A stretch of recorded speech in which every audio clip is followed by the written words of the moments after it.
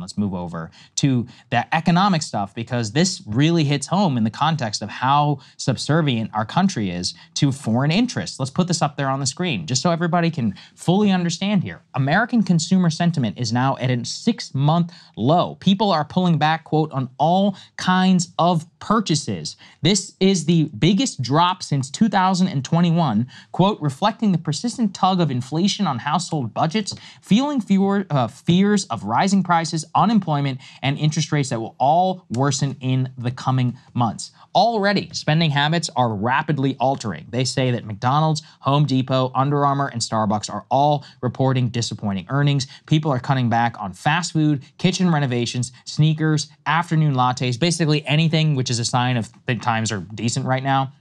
Retail sales flat from April after there was limited amount of pickup in February and March. Walmart is reporting its strongest quarter this week, which is being nudged by high-income shoppers whose income is reducing. Shopping at Walmart is recession-proof for a reason, and when they're booming, it's not necessarily a good thing for all of us. Meanwhile, gas prices are back up. We were looking, remember, at Nevada and California. California still somehow is at $5.50 a gallon average in the entire state. It's insane. I don't even know how people live there. And then, you continue to look through all of this, and the consumer spending, which is 2/3 of our U.S. economy, reducing by even a single percentage point is millions and millions of jobs are affected, billions, hundreds of billions of dollars in commerce. And all of this is happening ahead of the U.S. election. Things are actually getting worse. We're also in a very interesting time, Krystal, where we can compare directly the records of 2 successive presidents and actually vote based on those two. Now, look, I will be the first to say the economy is very complicated. The president doesn't necessarily run everything, but people in general tend to get credit for it, and they tend to get credit for what the message is about, what they seem to be aligned with in terms of what they may do for you or others. And I think with Biden right now, like any economic message has long been, basically consumed by foreign affairs, neither of which are going very well abroad. Yeah, so put the next piece up on the screen. Saagar, I want you to explain this too, because you found this, and I mean, listen, here's the thing. We have been gaslit by the Biden people and many media figures into thinking that Americans just don't understand how good they got it under Joe Biden. Look at the low unemployment rate. Look at the high stock market, blah, blah, blah. This chart right here really blows up all of those narratives about how great and amazing the economy is and how ungrateful we are to the Biden administration for creating this, this incredible euphoric state. So let's keep this up, please, while I explain. So we have change in household net worth since the start of presidency. We have it in nominal and then adjusted for inflation. So nominally, 48 months into the Trump administration, Americans' net worth was up by about 40%. Now, under the Biden administration, this would be consistent with Bidenomics. They would say 36 months into our presidency, American net worth is nominally up 20%. So you have more money, right? You should be happy. No. Look at the graph right next to it for those who are watching. When you adjust for inflation, 48 months into the Trump administration, American net worth adjusted for inflation was up by 20 or about 30%. If you adjust for inflation and you look at the Biden administration, American net worth is up by 0.7% from the baseline of when he took office in January of 2021. And in fact, a significant portion of the Biden presidency has seen a reduction in net worth when you have been adjusted for inflation. Now, tying it back to what I was talking about, what happened right there 12 to 18 months when we began to see the dip, Krystal? That was the Afghanistan and the invasion of Ukraine. So the invasion of Ukraine some 2 years ago is exactly what tanked the entire US economy, and which all of us had to pay a higher tax in gas prices and reduction in net worth from, in addition to the geopolitical instability that was unleashed. In addition, you've seen a slight dip there several months ago where what happened? Israel, the Red Sea, where we all again paid the Israel tax in the Red Sea with the Houthis. So we've had 2 successive foreign conflicts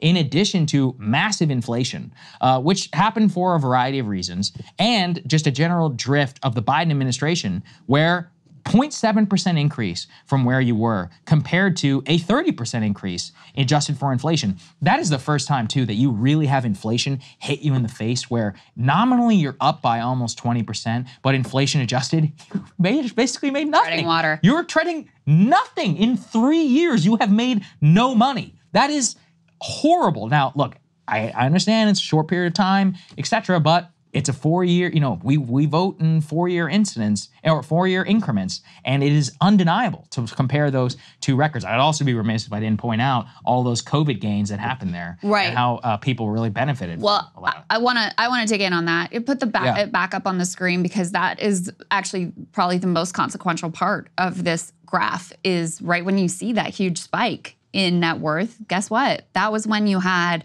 checks going out. Child tax credit was maybe the most significant of the COVID era programs.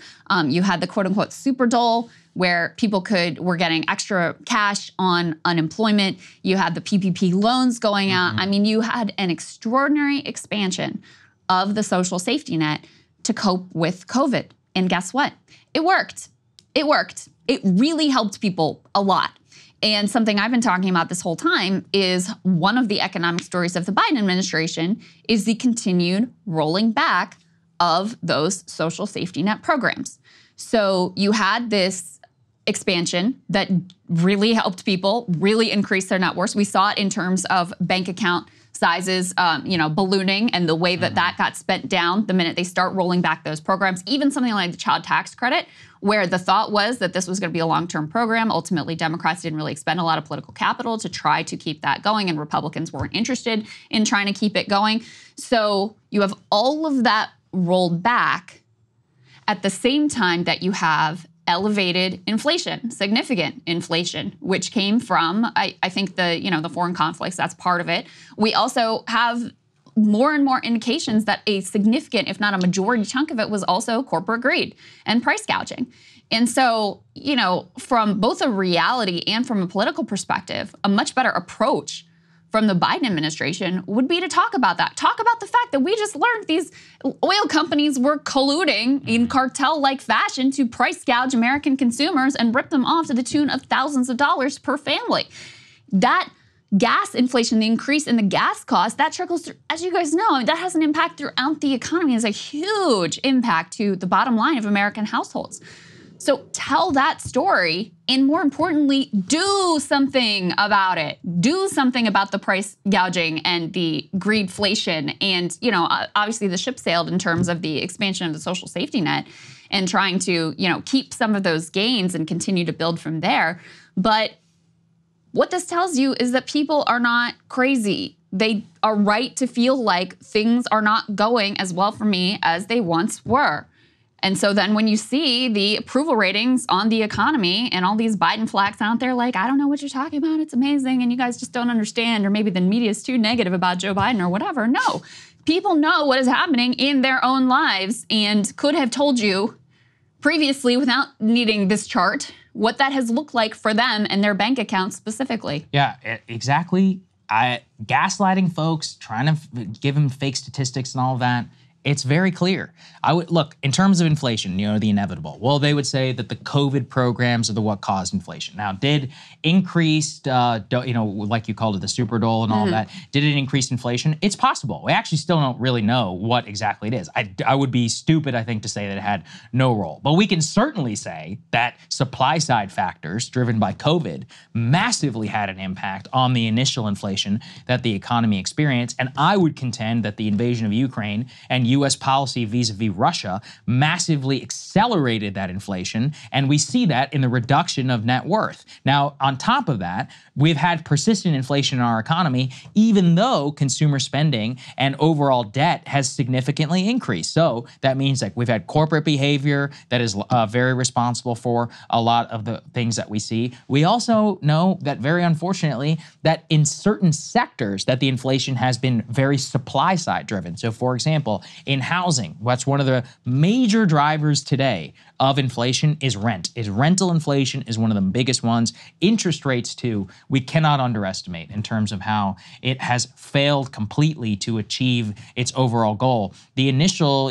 Fed and all that believed that they would be able to crush inflation with high interest rates, but that's only done if it is purely a demand side. That's just not the case. So we don't have the tools really that are at our disposal to deal with inflation the way that it's actually happening right now today in the economy, but that does not erase the fact that it's just miserable. It's miserable out there. We've had, I think you said something about second mortgages are making a huge comeback. Oh, yeah. That's a story to cover. Right. Yeah, all these people who thought they had these loan modifications and second mortgages that were canceled in 2008, well, they weren't actually canceled.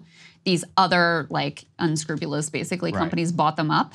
And now that housing prices are so high, it finally makes sense for them from a profitability standpoint to be like, oh, by the way, you owe me $200,000 if you can't pay. I'm foreclosing on your house. So this is happening to thousands of people. It's like an overhang from 2008. It's totally insane predatory behavior. Yeah, it's horrible. And what can we take away from that is that in general, from the economy right now, it's not in a healthy place. Now, I would say again, for Biden, he could survive it. He survived a bad economy in 2022. It's not like this is completely the end-all be-all, given what's happened with abortion and with Trump chaos and all of that. But if I had to hazard a guess, if Donald Trump wins the presidency, again, it will largely be because of that graph. His ratings on the economy are just sky high compared to Biden. In fact, an outright majority of people say that they were better off under Trump than they were Biden. And in general, old political rules would say that person is going to win the election. Yeah. That's generally what we know. Like you said, who knows? Right now, it looks like Donald Trump is winning, though. Right. I mean, I think that's where the polls certainly suggest the race is at this point.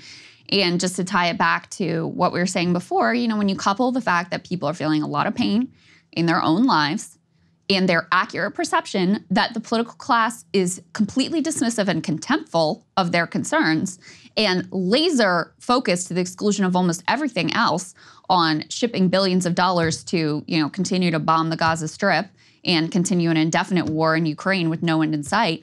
I mean, they're correct in perceiving that reality, and they're right to be outraged about it. They are right to be outraged about it. Yeah, I totally agree. Hey guys, if you like that video, go to breakingpoints.com, become a premium subscriber, and help us build the best independent media organization on the planet. That's right. We're subscriber funded. We're building something new. We want to replace these failing mainstream media organizations. So again, to subscribe, it's breakingpoints.com.